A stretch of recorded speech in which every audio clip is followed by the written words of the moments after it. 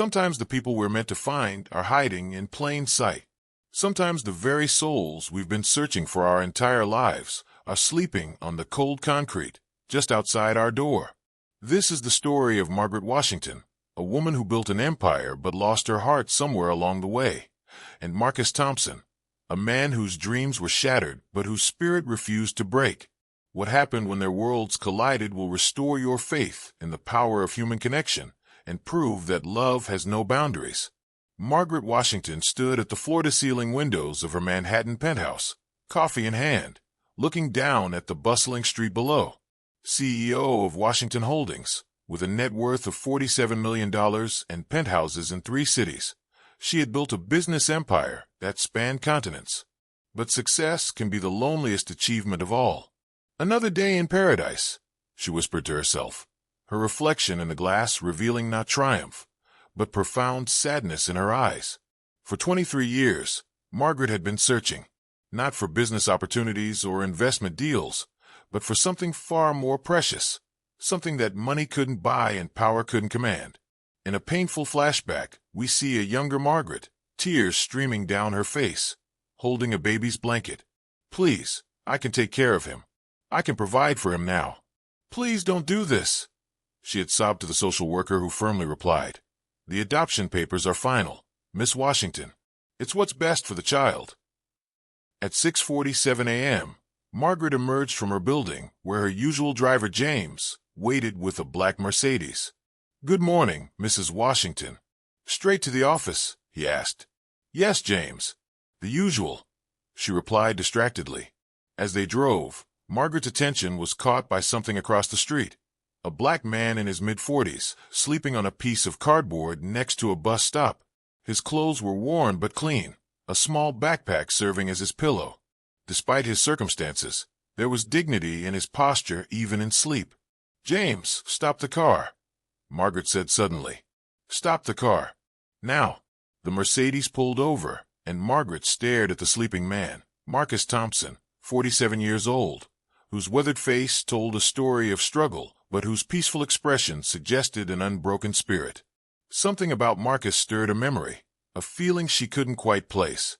"My God," she whispered.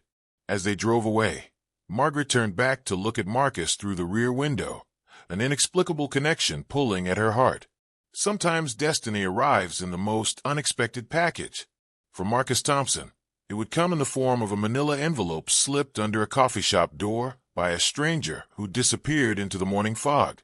Marcus was sitting in the back corner of Rosie's diner, nursing his 3rd cup of coffee, the price of staying warm and having somewhere to sit for a few hours.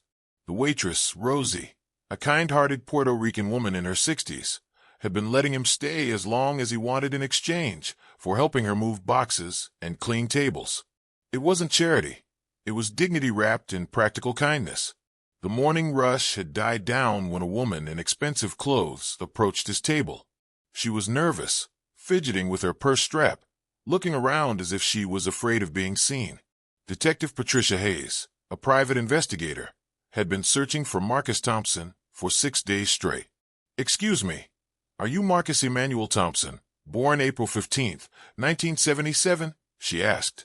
Marcus looked up from his coffee, instantly wary. In his experience, strangers asking specific questions about his identity usually meant trouble. "Depends on who's asking," he replied cautiously.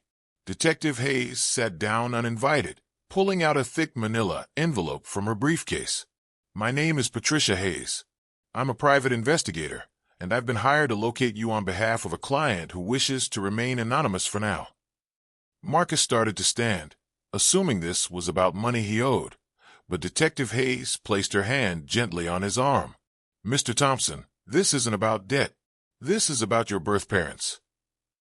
The words hit Marcus like a physical blow. He sat back down slowly, his hands trembling slightly. In 47 years, no one had ever mentioned his birth parents. His adoptive parents, John and Marie Thompson, had always been honest about the adoption, but knew nothing about his biological family.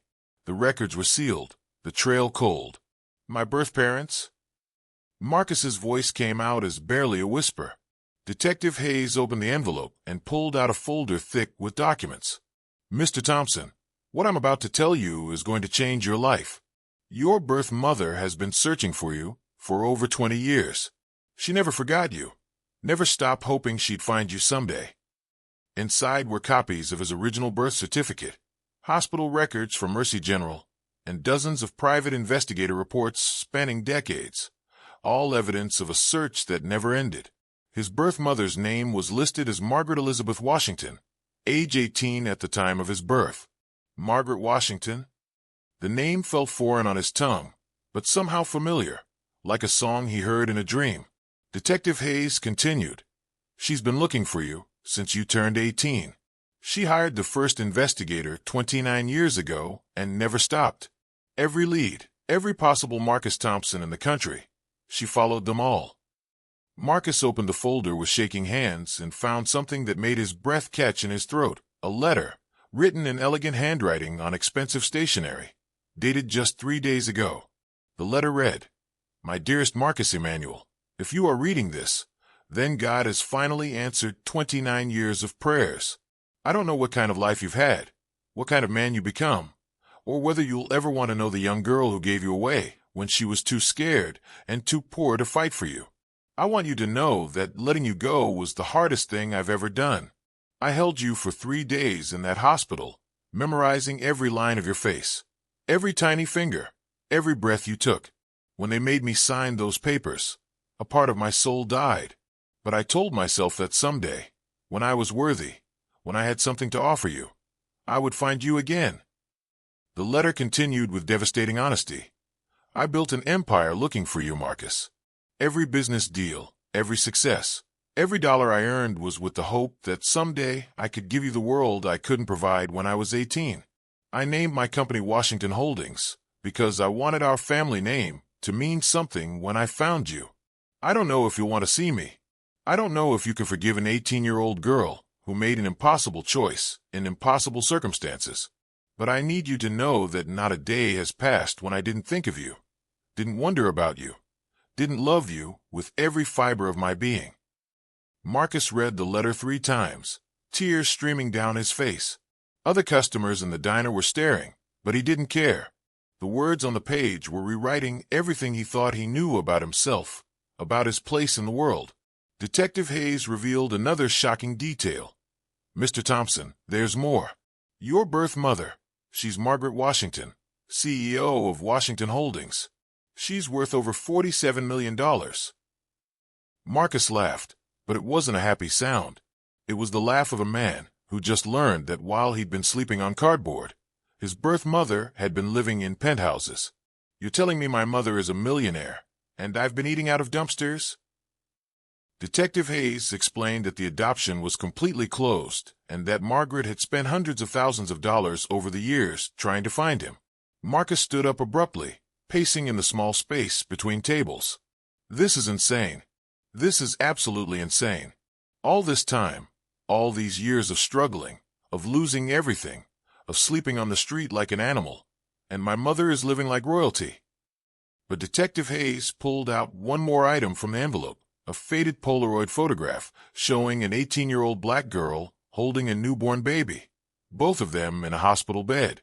The girl looked exhausted but radiant, staring down at the baby with an expression of pure, overwhelming love. "She gave me this to show you. She said if nothing else convinced you, maybe this would.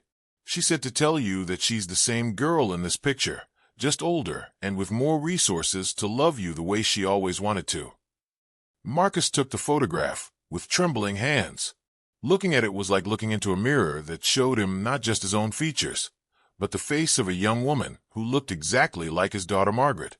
The resemblance was unmistakable, undeniable. Detective Hayes revealed that Margaret had seen him 3 days ago, sleeping on the street near her building. She had recognized him immediately, saying that a mother always knows her child, no matter how much time has passed. The humiliation and pain of knowing his mother had seen him in such a state was overwhelming, but Detective Hayes assured him that Margaret saw only her son. That's all she saw, and she had been moving heaven and earth to find him ever since. After much internal struggle, Marcus made his decision. "Detective Hayes, I need you to tell me something, and I need you to be completely honest. Is she doing this out of guilt, Or does she really want me in her life? Detective Hayes leaned forward, her voice gentle but certain. Mr. Thompson, I've been a private investigator for 15 years. I've worked for wealthy people who want to salve their consciences, and I've worked for people who genuinely care. I've never seen anyone search as relentlessly, as desperately, as hopefully as your mother has searched for you. She's not trying to buy your forgiveness. She's trying to love you the way she always wanted to. Marcus nodded slowly, then pulled out his cracked cell phone. Can you give me her number? Detective Hayes explained that Margaret had asked her to call when she found him, not wanting to pressure him by giving him her direct contact information. Then call her. Tell her that her son would like to meet her. Tell her that Marcus Emanuel is ready to come home. As Detective Hayes dialed the number, Marcus closed his eyes and whispered a prayer his adoptive mother taught him. Lord, help me have the courage to accept the blessings I never knew I deserved. The phone rang once before a woman's voice, thick with tears and hope, answered. Did you find him? Please tell me you found my baby. The stage was set for a reunion 29 years in the making, between a mother who never stopped searching and a son who never knew he was lost. Some reunions are gentle, like rain after a drought. Others are storms that tear down everything in their path before they can rebuild. What happened when Marcus Thompson walked into Margaret Washington's penthouse would test every assumption they had about love, family, and forgiveness. The elevator ride to the 47th floor felt like ascending to another world. Marcus stood beside Detective Hayes, wearing the same clothes he'd slept in for 3 days, clutching the letter and photograph like lifelines. The elevator opened into a private foyer that cost more than Marcus made in his best year as a teacher. Crystal chandeliers cast rainbow patterns on marble floors. Original paintings worth more than most people's houses hung on walls that seemed to stretch toward heaven. This wasn't just wealth. This was generational money, old money, the kind of success that builds dynasties. Jesus Christ, Marcus whispered, then immediately apologized. Sorry, I don't usually. This is just overwhelming. Detective Hayes finished. That's one word for it, he replied. The double doors at the end of the foyer opened, and Margaret Washington emerged. She had changed from her business attire into a simple black dress, as if she was attending a funeral or a wedding, something momentous and life-altering. Her hand shook as she approached, and Marcus could see that beneath all the elegance and success, she was just as terrified as he was. They stopped 6 feet apart, two strangers connected by blood and separated by 29 years of different worlds. Margaret's eyes drank in every detail of his face, the strong jawline that matched her father's, the deep brown eyes that mirror her own, the hands that moved the same way hers did when she was nervous. Marcus, her voice broke on his name. Ma'am, he replied, not knowing what else to call her. Mother felt too intimate, Margaret too casual. The awkwardness stretched between them until Margaret took a step forward. May I hug you? Marcus nodded, and she moved into his arms with the desperation of someone who had been drowning for 29 years. The embrace was everything: apology, celebration, grief, and joy all wrapped into one moment that seemed to last forever. Margaret broke down completely, sobbing against his chest. My baby, I'm so sorry. I'm so sorry I let them take you. I'm so sorry I wasn't strong enough to fight for you. But Marcus pulled back, his own emotions overwhelming him in a different way. The hug that should feel like homecoming instead felt like salt in an open wound. Strong enough? You built a $47 million empire, but you weren't strong enough to find your own son. The words hung in the air like a slap. Margaret stepped back, stung. Marcus, I tried. For 29 years, I tried. Did you? Marcus's voice rose, all the pain and anger of his recent months pouring out. Because I've been Marcus Thompson my whole life. Same name, same city. I've been a teacher at Lincoln High School for 22 years. I've been in the phone book, on school websites, in newspaper articles about my students' achievements. How hard did you really look? The confrontation escalated as years of hurt and abandonment issues flooded to the surface. Margaret's face crumbled as she tried to explain about sealed adoption records and hired investigators, but Marcus's pain was too raw, Too immediate. Then why didn't you try harder? Why didn't you fight the system? Why didn't you move heaven and earth? You obviously know how to get what you want. Look at this place. The confrontation was interrupted by the arrival of Marcus's family. Sarah Thompson, his ex-wife, stepped out of the elevator with their 2 children, Marcus Jr., 16, and Margaret, 14. Detective Hayes had called them at Margaret Washington's request. She wanted to meet her grandchildren, wanted to do this right. But the timing couldn't be worse. Sarah looked around the penthouse, taking in the obvious wealth, and her face hardened. So this is where you've been, living it up with your rich birth mother, while your children think you're homeless. The situation spiraled as Sarah confronted Margaret Washington, echoing Marcus's questions about where she had been all these years. Young Margaret ran to her father, wrapping her arms around his waist. "Daddy, you look different. Are you okay?" Marcus looked down at his daughter, the child he had named after the mother he'd never met, and saw Margaret Washington in her features. The resemblance was so strong it took his breath away. The emotional confrontation reached its peak when Margaret Washington finally broke down and revealed the full truth of her circumstances as an 18-year-old pregnant girl in 1977. "I was 18 years old. I had nothing. No family, no money, no support. I was told that giving you up was the loving thing to do." When Marcus accused her of abandoning him, she shouted back, "Other teenage mothers are black and alone in 1977. Other teenage mothers don't get kicked out of their homes for getting pregnant. Other teenage mothers don't get told by everyone, their families, the doctors, the social workers, that they're selfish for wanting to keep their babies." The room fell silent as Margaret continued, tears streaming down her face. "You think I wanted to give you away? You think I chose this? I held you for 3 days, Marcus. 3 days where I didn't sleep, didn't eat, didn't do anything but memorize every inch of your face. And then they told me that if I really loved you, I'd let you go to a family that could give you everything I couldn't." She pulled out the worn hospital bracelet she had carried every day for 29 years, the tangible connection to those 3 days Marcus couldn't remember. It was then that young Margaret, with the wisdom that sometimes comes from the mouths of babes, stepped into the center of the emotional storm. "Mrs. Washington, can I ask you something?" she said to her grandmother. When Margaret nodded, the 14-year-old asked, "If you could go back to when you were 18 and do it all over again, what would you do different?" Margaret Washington looked at this child who bore her name and replied, "I would have been braver. I would have fought harder. I would have trusted that love was enough, even when everyone told me it wasn't." Young Margaret continued with her profound questioning. "But you were just a kid yourself, right? Like, not much older than me."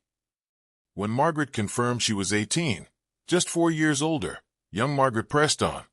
"So you were basically a teenager having to make grown-up decisions that would affect the rest of your life. And you made the best decision you could with what you knew then, right? You weren't trying to hurt anybody. You were trying to help."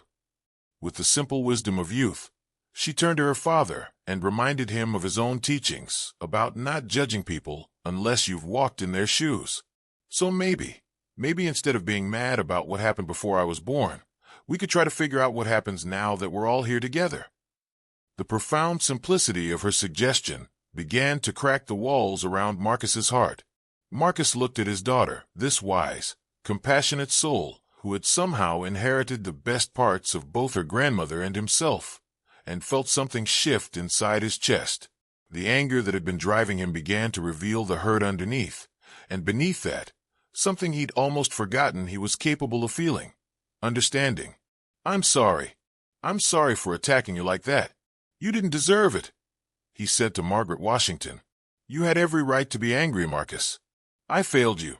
Maybe not intentionally, but I failed you nonetheless," Margaret replied. But Marcus shook his head, finally seeing the situation with clearer eyes. "No, you were a teenager who got pregnant and was abandoned by everyone who should have supported you. You made a choice that you thought would give me a better life. That's not failure. That's sacrifice." The transformation was interrupted by the arrival of James, Margaret's driver, who announced that the media had somehow gotten wind of the story, and there were news vans and reporters everywhere outside.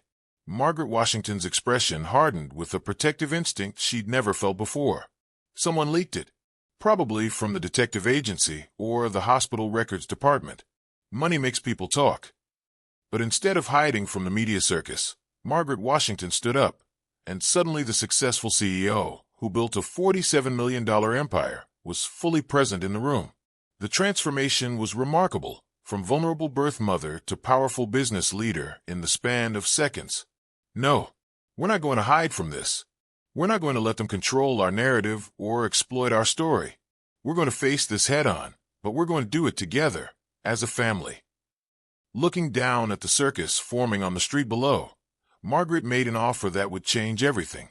Marcus, I want to offer you something, but I need you to understand that it comes with no strings attached. Whether you accept it or not won't change how I feel about you or whether I want you in my life. I want to make you a partner in Washington Holdings. Not just an employee, not just a beneficiary of my charity, but an equal partner in everything I've built. I want to rename the company Washington Thompson Holdings. I want your children to inherit an empire that bears their name. The offer hung in the air like electricity. When Marcus protested that he hadn't earned it, Margaret replied, "You've earned it by being the son I've loved for 29 years. You've earned it by raising these incredible children. You've earned it by maintaining your dignity and your character, even when life stripped away everything else." The power dynamic in the room had completely shifted. Marcus was no longer the homeless man being rescued by the wealthy benefactor. He was the son being welcomed home by his mother. He was the heir being offered his birthright. He was the man being given the tools to rebuild everything he'd lost. Looking around the room at his family, his ex-wife, who still cared about him despite everything, his children who were looking at him with hope and pride, and this woman who gave him life and never stopped loving him, Marcus made his decision. "What about the media circus downstairs?" he asked. Margaret replied, "We face it together. We tell our story our way. We show them that love is stronger than circumstance, that family is worth fighting for, and that second chances can transform lives." Marcus walked to the window and looked down at the chaos below. 24 hours ago, he was invisible, sleeping on cardboard, dismissed by a society that had written him off. Today, he was standing in a penthouse, being offered a partnership in a multi-million-dollar company, surrounded by family who loved him. The transformation was complete, but it wasn't just about money or status. It was about identity, about belonging, about the fundamental human need to be seen and valued and loved. Marcus Thompson was no longer just a failed teacher and homeless man. He was Marcus Emmanuel Washington Thompson, son, father, and heir to a legacy built on love and determination. "All right, let's go downstairs and tell them our story," he said. "Together?" Margaret asked. "Together," he confirmed. Before they headed downstairs to face the media storm, young Margaret had one more question that would define the new family dynamic. "Grandma Margaret, can I call you Grandma? Or is that too weird since we have the same name?" Margaret Washington's face lit up with a joy so pure it transformed her entire appearance. "You can call me whatever feels right to you, sweetheart, but I'd be honored to be your grandma." "Then Grandma it is. And Grandma, when we go down there and talk to those reporters, can you tell them that sometimes the best families are the ones that find each other when they need each other most?" young Margaret asked. "I think that's exactly what they need to hear," Margaret Washington replied. The family stood together, looking out at the media circus below, no longer afraid of the attention, but ready to use their platform to show the world what redemption looked like. The homeless man had become a business partner. The teenage mother's sacrifice had become a testament to love. The broken family had become whole. The private pain had become public inspiration. In the span of one afternoon, everything changed. Not just addresses or bank accounts or business partnerships, but hearts.